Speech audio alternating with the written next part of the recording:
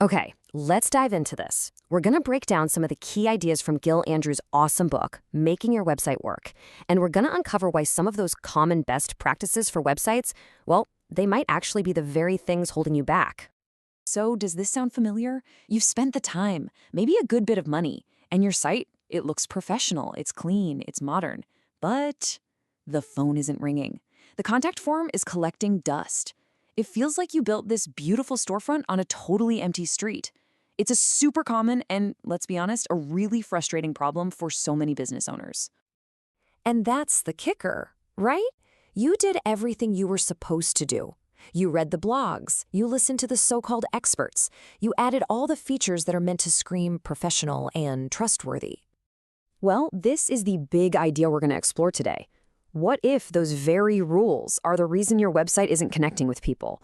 What if the things you thought were helping are actually just getting in the way?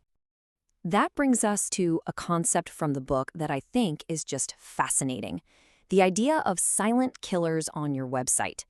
These are things that look good, they feel right, but they are secretly sabotaging your success. So let's be really clear about what a silent killer is. We're not talking about a typo or some ugly design flaw. Nope, this is a popular feature, one you see everywhere, that you probably added with the best of intentions, but under the surface, it's creating confusion, it's creating friction, and it's pushing your potential customers away without you even realizing it. Okay, so let's get into it. We are going to bust 3 of the biggest myths out there, 3 of the most common silent killers that are, I'm willing to bet, on your website right now. First up, the friendly welcome message. I mean, it seems polite, doesn't it? It's just a nice, simple greeting. You see it on tons of homepages. It feels like the right thing to say. But as friendly as it sounds, this is one of the biggest mistakes you can make. It is a massive waste of the most valuable real estate you have online, that first impression you make on a visitor. Here's why it's so bad. You have maybe 3, maybe 5 seconds, if you're lucky, to convince a visitor that they're in the right place. A welcome message just burns through that precious time by telling them something they already know. Every single word on your homepage needs a job to do, and welcome just doesn't have one. It doesn't say what you do or how you can solve their problem. It's just filler. All right, let's tackle another one that looks great but is secretly a huge underperformer, the image carousel. You know, the slider. They look so dynamic, so professional, and hey, you get to showcase multiple messages. What could be wrong with that? Oh, a lot, it turns out. While they might look impressive, carousels are a classic example of something designers kind of love, but users and your business goals absolutely hate. I mean, the data on this is just brutal. Almost nobody clicks past that first slide. Most people just ignore them completely because our brains are hardwired now to see those rotating banners and think advertisement. We just tune them out. And at a basic level, they just take control away from the person visiting your site, changing before they've even had a chance to read. A clear, static message will win against a carousel almost every single time. Okay, and for our final myth in this section, let's talk about social proof. You've worked hard to get these amazing customer reviews. So what do? You put them all on a nice, neat testimonials page. Seems like the most logical thing in the world. And again, it feels right, but it's a super ineffective strategy. You've basically gathered all your best marketing material and put it in a beautiful library, but nobody's ever going to go inside to read the books. This all comes down to one simple, powerful word: context. Website data shows that almost no one clicks on it testimonials link. But even more important is that a review is most powerful when it's right next to the thing it's talking about. A review about your great pricing, put it next to your pricing table. A quote about your fast service, put it on your services page. Don't make people hunt for the proof, give it to them the exact moment they need it.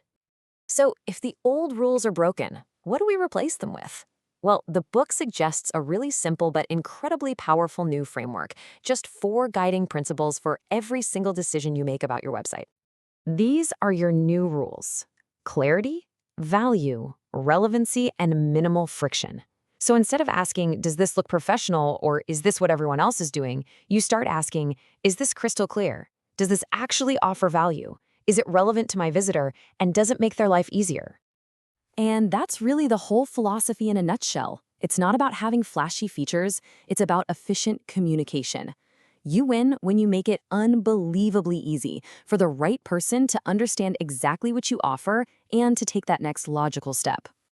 Now let's make this really practical. I want to show you a couple of real-world examples of how applying these principles can totally transform your site with just a few tiny changes. The power of this one shift is just incredible. Look at the before copy. It's all about I and we, and it's full of vague buzzwords. But the after copy, it speaks directly to the customer, you, and it translates that jargon into a real, tangible benefit. This simple switch from talking about yourself to talking about your customer is honestly one of the most powerful edits you can ever make. And here's the solution to that testimonials problem we talked about. Instead of a page nobody ever visits, you take a specific, relevant review and you place it right where it's needed most. So a customer is looking at your prices and they're thinking, is this really worth it? And boom, right there is a quote from another happy client saying it absolutely is. That's strategic, it's relevant, and it makes their decision so much easier. Okay, so as we wrap this up, let's just reframe how we think about what a website is really for. It's not a digital brochure, it's not a piece of art, it has a very specific job to do. This quote from the book is really the ultimate takeaway. Your website is a tool, and it's a tool designed to achieve a business goal. And just like any well-made tool, every single part of it has to have a clear, necessary function. If you can't explain why something is there, it's probably just noise that's getting in the way. And that's the question I really want to leave you with. Take a hard look at your own website through this new lens.